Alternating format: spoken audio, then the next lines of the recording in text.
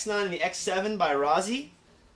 And the X7 is your sort of more appropriate boot for recreational use. It's a little bit less expensive. It works. We have it kind of paired up in a package on the Zynex. You know, a skate ski is all about lateral stiffness, so any skate boot is going to have a cuff, but you can definitely feel the difference between the stiffness of this cuff and what's on the X9. This is a much beefier cuff. It also has a ratcheting strap versus just a Velcro strap, so you're going to get a more refined custom type fit with this boot, as well as more power to the ski.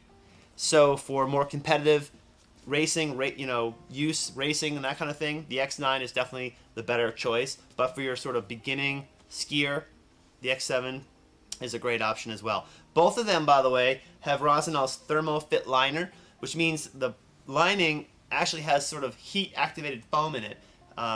Obviously, if you're buying this online, we're going to ship it to you. We can't form it for you, but Rossignol has a tool that heats the foam up and it custom fits. Otherwise, it will actually customize on its own after a few uses just from your body heat. So that's a really nice thing. After a few times of skiing, you'll have a much more comfortable boot on your foot, and that's critical. So X9 by Rossi, X7 by Rossi, both skate boots. As far as bindings, got a few options here. For a non-NIS ski, like the Zynex, meaning that plate isn't there, we have the R3, and you can see the screws hanging off the bottom. Those are ready to be drilled into the ski and mounted. You know, skate bindings are typically manual. You lift up the toe, you step down, and lock it into place. But the Fisher has the NIS plate, so that works with NIS bindings, and these bindings, as I said, slide on and click into place. And we have two options. We have the Fisher Exercise Skate. And this is just sort of a basic skate binding. This is the front part. There's a heel piece as well.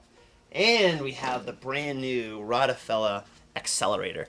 This thing is so light. It's the lightest race binding in the world, actually. It is really, really sleek, low profile. It has a really unique clamping mechanism. This is just one piece of metal that you lift up, and there's kind of got these hooks that grab the tow bar right on the outside, so it gives you a real good contact to the ski. You pair that up with the NIS system.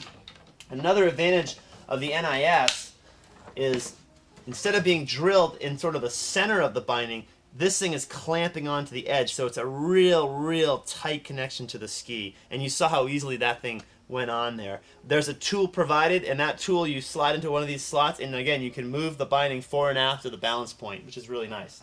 So that's the Accelerator, and it looks really nice on the SCS skate. And I'm telling you, with the X9 boot, that is a hot race package. And for a more recreational use, the Zynex and the X3 binding, X7 boot. And if you want to save a little money and get a nicer ski, you can certainly pair up the Exercise NAS binding on the SCS ski with the X7 boot.